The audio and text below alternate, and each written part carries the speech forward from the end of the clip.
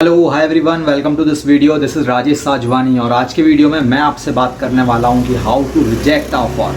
अगर आपके पास multiple offer हैं तो आप जो है ज्वाइन तो एक ही कंपनी करोगे, तो आप बाकी के जो ऑफ़र्स हैं उनको आप रिजेक्ट कैसे कर सकते हो एक प्रोफेशनल वे में, एक पॉजिटिव वे में।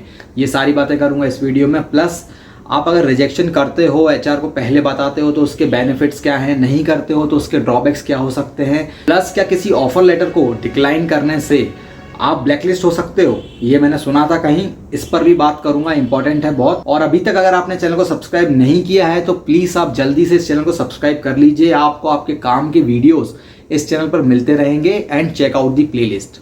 Let's begin the video. तो बात करते हैं मल्टीपल ऑफर्स की कि अगर आपके पास मल्टीपल ऑफर्स आ गए हैं और आपको अपने लिए एक बेस्ट सेलेक्ट करना है, आपने अपने लिए एक बेस्ट ऑफर सेलेक्ट ऑलरेडी कर लिया है, आपको नहीं पता है कि मल्टीपल ऑफर में से आपको एक ऑफर कैसे सेलेक्ट करना है जो बेस्ट हो आपके लिए, उसके लिए एक वीडियो ऑलरेडी इस चैनल पर अवेलेबल है। लास्ट वीडियो मेरा उसी पर था, आप इस वीडियो को चेक कर सकते हैं। इसका लिंक आपको ऊपर आई बटन पर और नीचे डिस्क्रिप्शन बॉक्स में भी मिल जाएगा। तो आप जब ये ऑफर सेलेक्ट कर लेते हैं बेस्ट वन अपने लिए, इसके बाद बात आती है जो बाकी के ऑफर्स हैं उनको आप कैसे रिजेक्ट करेंगे, उनको आप कैसे इन्फॉर्म करेंगे एचआर को पॉलाइटली और पॉजिटिव वे में। तो बेसिकली इसके जो है दो तरीके होते हैं। आप या तो ओवर दी कॉल बोल सकते हैं या आप ईमेल कर सकते हैं। तो पर्सनली मैं जो प्रेफर करता हूं, मैं ईमेल करना प्रेफर करता हूं। ओवर दी कॉल भी आप कर सकते हैं अगर आपकी एचआर से बातचीत होती। बट होता क्या है कि एक कैंडिडेट को हायर करने में बहुत सारे रिसोर्सेस लगते हैं, बहुत सारा टाइम लगता है। आपके 3-4 राउंड होते हैं इंटरव्यू के, तो वो पूरी टीम, पूरा पैनल जो है आपको रिक्रूट करने के लिए लगा रहता है। और जो है एचआर के पास भी काम रहता है, टारगेट रहता है कि भाई आपको इस टीम के लिए इस टेक्नोलॉजी के बंदे हायर करने हैं, जो रिक्रूटर है। बट अगर जो है लास्ट में वो बंदा मना कर देता है ओवर दी कॉल के नहीं मैं ज्वाइन नहीं करूंगा, तो ये एक जो है मतलब उसको टारगेट उसका मिस हो गया, उसको फिर से मेहनत करनी पड़ेगी, फिर से प्रोसेस करनी पड़ेगी, right. End of the day वो भी एक एम्प्लॉय है, उसके पास भी सेम काम है। जैसे आपको मैनेजर जो है पूछता है टारगेट, वैसे ही सेम उनको भी पूछता है, तो ये उनका काम रहता है। अगर आप ऐसे मना कर देते हो ओवर दी कॉल, तो वहां पे आपसे वो कुछ ऐसे क्वेश्चंस पूछ लें जिनका आंसर आपके पास होगा ही नहीं। उस टाइम पे जो आप जो है एकदम साइलेंट हो जाएंगे, या आप आंसर देंगे तो गलत देंगे या नहीं दे पाएंगे, जो नहीं बोलना वो बोल देंगे, तो वो सिचुएशन जो है खराब हो जाएगी। इसीलिए बेटर क्या है कि आप ईमेल कर सकते हैं। एक ईमेल करने के लिए उसका एक स्पेसिफिक फॉर्मेट नहीं होता है कि कोई फॉर्मेट हो उसमें आपको ईमेल करना हो, ऐसा तो स्पेसिफिक फॉर्मेट नहीं है। बट यूजुअली मैं क्या करता हूं कि आप जो है पहले कंपनी को थैंक्स करें, आप कंपनी की तारीफ भी करेंगे, थैंक्स फॉर दिस अपॉर्चुनिटी, और सो एंड सो पोजीशन मेरे को आपने ऑफर की और इतना पैकेज ऑफर किया, सबके लिए आप ग्रेटफुल रहो, थैंक्सफुल रहो।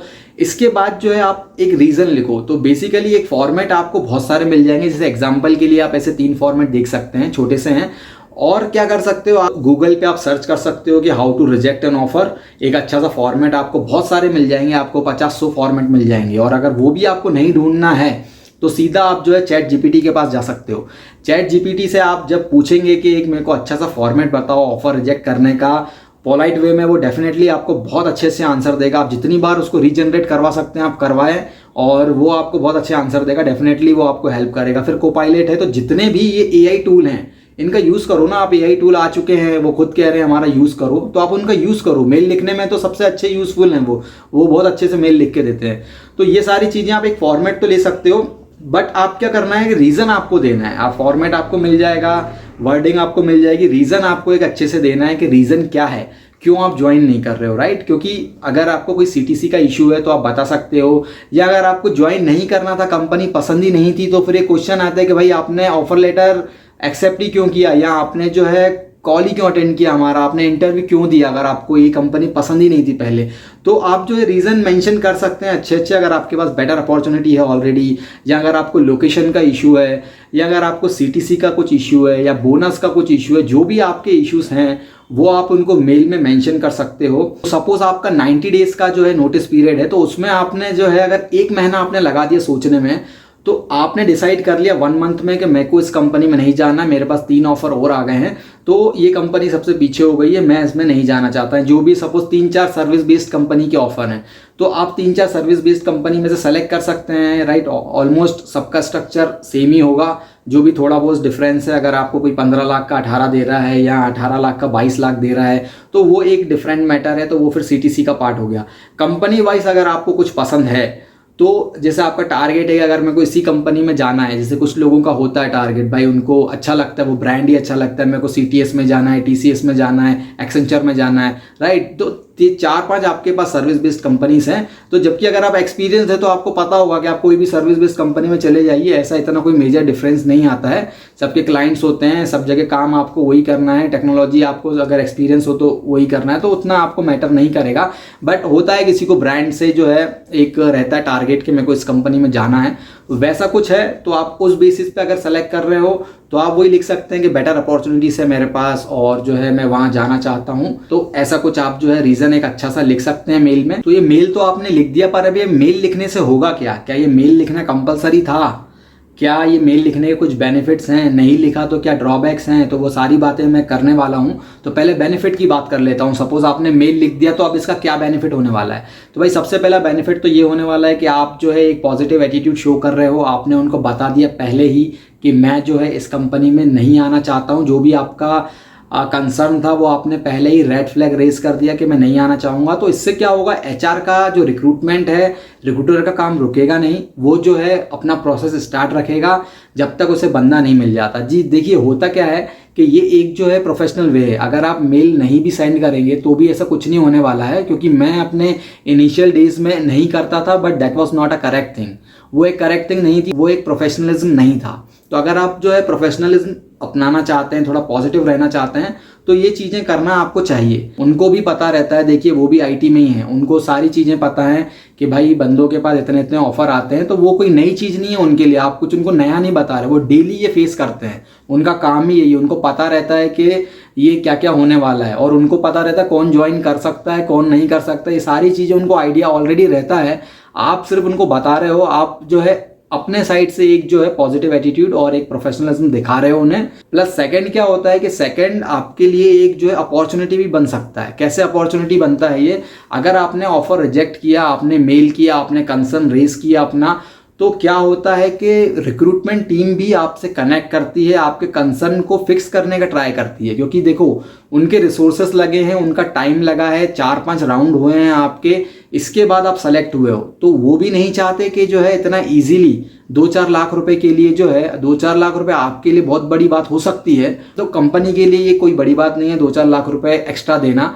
तो वो लोग भी नहीं चाहते कि जो है 2-4 लाख रुपए के लिए जो है उनका कैंडिडेट चला जाए। तो वो अपना बेस्ट ट्राई करेंगे। आपका ऑफर जो है रिवाइज भी हो सकता है इस सिचुएशन में। अगर आपको रियली CTC का कंसर्न है तो वो डेफिनेटली आपका ऑफर जो है रिवाइज हो जाएगा। सपोज आपका उन्होंने 15 दिया है, कहीं आपको 18 मिल रहा है, 19 मिल रहा है, तो अगर उनके पास कैपेसिटी है वो डेफिनेटली आपका 15 से 19 कर देंगे और आपको जो है रिवाइज ऑफर भेज देंगे।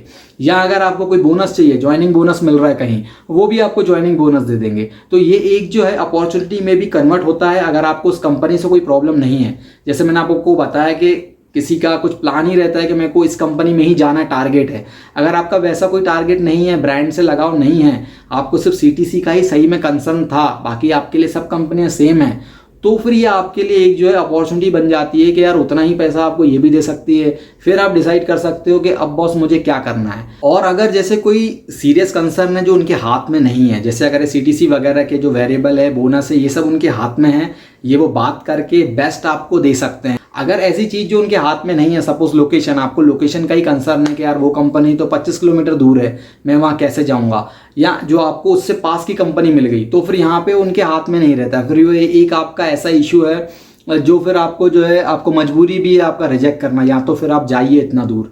तो ये जो कुछ ऐसे कंसर्न है जो उनके हाथ में नहीं है, तो भी एक अच्छा है कि आपने उनको पहले ही इन्फॉर्म कर दिया, लास्ट मोमेंट पे आपने इन्फॉर्म नहीं किया। लास्ट मोमेंट पे इन्फॉर्म करना बहुत खराब रहता है। तो ये जो आपको है बेनिफिट भी मिलते हैं। ड्रॉबैक की मैं बात करूं तो ड्रॉबैक क्या होता है कि सपोज आपने लास्ट मोमेंट पे इन्फॉर्म कर दिया उनको, तो लास्ट मोमेंट पे इन्फॉर्म करना मतलब कि ये तो एक जो है आप उनको शॉक देने वाला काम हो गया कि वो पूरे रेडी थे, आपका जब 2-4 दिन आए, 5 दिन आए, तब आपने बोल दिया कि नहीं मैं अब ज्वाइन नहीं करूंगा। तो ये एक बहुत शॉकिंग है और उनके लिए भी अच्छा नहीं है। वो भी वेट कर रहे थे आपके लिए, लगातार 2-3 महीने उन्होंने वेट किया। तो हो सकता है उन्होंने प्रोसेस रोक भी दी हो, या हो सकता है उनकी कंटिन्यू हो। रोक दी हो तो फिर उन्हें प्रॉब्लम हो सकती है, वापस से उनको प्रोसेस पूरा स्टार्ट करना पड़ेगा, वही पैनल टाइम रिसोर्सेज सब उनके लगेंगे, तो ये थोड़ा सा जो है डिसअपॉइंटिंग हो जाता है उनके लिए भी। तो यहाँ पे थोड़ा नेगेटिव इंप्रेशन ये पड़ता है कि अगर नेक्स्ट टाइम जब आपको उस कंपनी से कॉल आएगा, हो सकता है 2-4 साल बाद जब आप वापस स्विच करना चाहें और आपको सेम कंपनी से कॉल आए, तो वहाँ पे वो एक थोड़ा रिकॉर्ड मेंटेन रख लेते हैं कि यार इन्होंने लास्ट टाइम जैसे जो है बहुत ही एंड में बताया था, राइट, होता कुछ नहीं है उससे भी, पर वहाँ पे क्या होगा कि वो आपको थोड़ा सा लेस प्रेफर करेंगे। अगर ऑलरेडी 2 बंदे हैं उनके पास, तो तीसरा बंदा आप रहोगे जिसका ऑफर होल्ड पे रहेगा। फिर वो 2 अगर जो है नहीं करेंगे तो आपका नंबर आएगा। अगर आप बहुत ही टेक्निकली साउंड हैं, सब बेस्ट है, तो फिर आपको कोई ऐसा फर्क नहीं पड़ेगा, क्योंकि आपको फिर लेना ही है, राइट। आप इतने टेक्निकली साउंड हैं कि आपको लेना ही है। यहाँ पे बस एक हो जाता है कि जो है पूलिंग पीरियड रहता है, एक आपका जो है आपका एक फ्रीजिंग पीरियड आप समझ सकते हो कि 6 महीने तक जो है आप समझ लो ब्लॉक हो। 6 महीने तक आप उस कंपनी में जो है इंटरव्यू नहीं दे सकते हो, और 6 महीने या बेस्ड ऑन कुछ कंपनी है जो 10 महीने भी रखती हैं, तो ये बहुत कम कंपनी है। लेकिन ऐसा नहीं है कि डिक्लाइन कर दिया आपने तो हर कंपनी ऐसा करेगी। तो जो मैं आपसे एक बात कर रहा था कि डिक्लाइन करने पे क्या आप ब्लैकलिस्ट हो जाओगे, मतलब ये मैंने सुना है 2-3 लोगों से, वो कह रहे थे हमने यूट्यूब पे कहीं सुना है। तो देखो बॉस, यूट्यूब पे तो ऐसा है कि आपको कंटेंट बहुत है, हर चीज़ का आपको कंटेंट मिलेगा, बट वो वेरीफाइड है या नहीं है ये आपका काम है पता करना, और जो वीडियो बना रहा है उसका काम है पता करना। मैंने देखा है कि कुछ जिसका 5-6 साल एक्सपीरियंस है उसका भी चैनल है, जिसका 7 साल एक्सपीरियंस है उसका भी चैनल है, 8 साल 9 साल वाले का भी चैनल है। तो चैनल सब बना रहे हैं, कंटेंट सब बना रहे हैं, बट मेक श्योर कि जो है वेरीफाइड कंटेंट होना चाहिए, जो आप पता कर रहे हो वो वेरीफाइड है। जैसे मुझे अराउंड 13 साल का एक्सपीरियंस है, तो 13 ईयर्स में जो हुआ है मैंने देखा है, मैं आपके साथ शेयर कर रहा हूं जो मैंने देखा है अभी तक। तो मेरा भी कंटेंट आप चेक कर सकते हो, वेरीफाई कर सकते हो, उसमें कोई इशू नहीं। अगर आपको कुछ जो है उसमें गलत मिलता है, लगता है, या आपको लगता है कि ये ऐसा होना चाहिए, तो आप मुझे कमेंट कर सकते हो, उसमें कोई इशू नहीं है। मैं ट्राई करता हूँ मेरे साइड से कि मैं जो भी जो है आपको इन्फॉर्मेशन दूँ वो वेरीफाइड ही हो। तो मैंने अभी जो है अपने 13 ईयर्स के कैरियर में कभी नहीं देखा है, मैंने तो नहीं देखा है कि जिसने ऑफर डिक्लाइन कर दिया है उसे ब्लैकलिस्ट कर दिया। ब्लैकलिस्ट तो मैंने होते हुए नहीं देखा है जितना मैं जानता हूं।